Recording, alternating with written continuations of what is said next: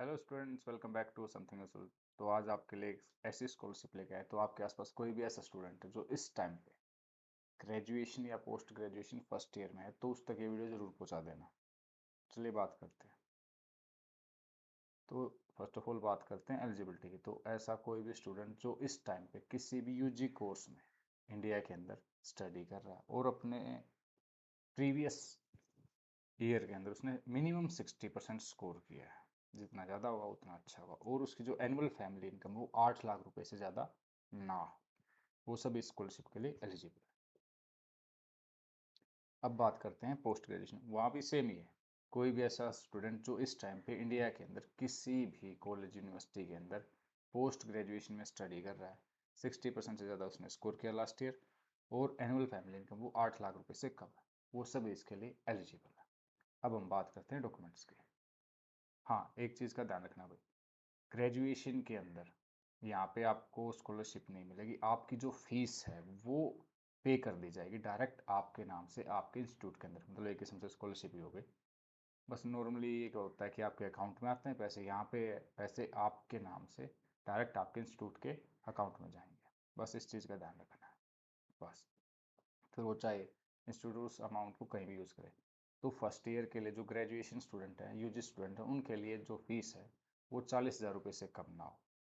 और जो post graduation वाले स्टूडेंट हैं उनके लिए जो एकेडमिक फीस है एक साल की, वो 50,000 रुपये से कम ना हो। उनसे ज़्यादा होगी तो जैसे किसी की लगाओ 60,000 है तो 50,000 ये पे कर देंगे, या 70, 80, 50,000 है तो 40,000 रुपये ये पे कर देंगे, रिमेनिंग आपको पे कर रहे हैं। तो एक किस्म से आपको इतनी बचत हो जाएगी। अब बात करते हैं डॉक्यूमेंट्स की। First of all recent passport size photograph, उसके बाद proof of identity, Aadhaar card आपके पास ऑलरेडी है। Current year admission letter with details of fees need to be transfer to institute along the institute bank account. अब आपकी current year admission letter, आपको पता है जैसे आप फीस पे करते हो तो उसमें एक स्लिप मिलती है, उस स्लिप के अंदर सब कुछ लिखा हुआ होता है, वो भी आपको यहाँ पे अपलोड करनी है। और आपकी प्रीवियस ईयर की मार्कशीट, अगर आप यूजी के अंदर है तो पीजी की, और सॉरी पीजी के अंदर है तो यूजी की, और यूजी के अंदर है तो 12th क्लास की, और 12th क्लास की मार्कशीट भी आपको अपलोड करनी है। और अगर कोई डिसेबिलिटी है अनफॉर्चुनेटली, तो उसका भी डिसेबिलिटी सर्टिफिकेट इफ़ एप्लीकेबल। अब उसके बाद बात करते हैं फैमिली इनकम प्रूफ। आप सबसे अच्छा ये होता है कि आप अपना एक सर्टिफिकेट बनवा लीजिए, इनकम सर्टिफिकेट।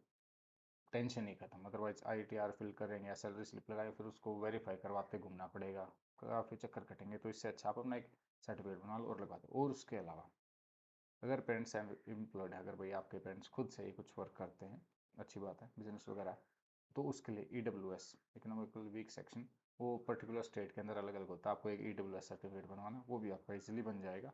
तो लगाओ सारा 200, 400, 500 रुपये के अंदर आप ये फॉर्म फिल कर दोगे।